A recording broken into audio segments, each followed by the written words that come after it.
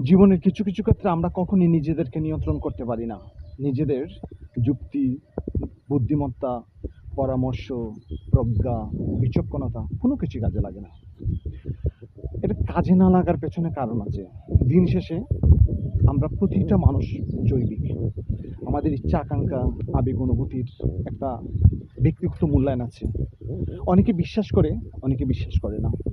তুমি যদি তোমার আবেগ, অনুভূতি এবং বিশ্বাসের সঠিক মূল্যায়ন তুমি নিজের আবেগের নিজে মূল্যায়ন করতে না জানো, তবে কি হবে জানো? তুমি নিজের কাছেই নিজে পরাজিত হবে। এটা কেমন হয় নিজের কাছে নিজে পরাজিত হওয়া? না, এটা হওয়া যাবে না। এটা হলে গেলে নিজের প্রতি বিশ্বাস কমে যাবে, নিজেকে অনেক ছোট মনে হবে, নিজেকে অনেক ক্ষুদ্র মনে হবে। এটা তোমাকে অনেক দূরে নিয়ে যাবে তোমার অবস্থান থেকে। কিন্তু বেঁচে থাকার জন্য তোমার আত্মবিশ্বাস অনেক জরুরি।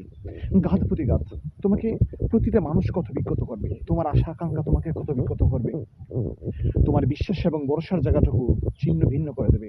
তাহলে তুমি হেরে যাবে। জীবন যদি তুমি হেরে যাও, তাহলে কেমন হয়? না, তোমাকে হেরে যাওয়া চলবে না। তোমার হেরে যাওয়ার কোনো সুযোগ নেই। তুমি নিজেকে অনেক শক্ত করে, অনেক পাকাপোক্ত করে নিজেকে প্রস্তুত করতে হবে, তৈরি করতে হবে।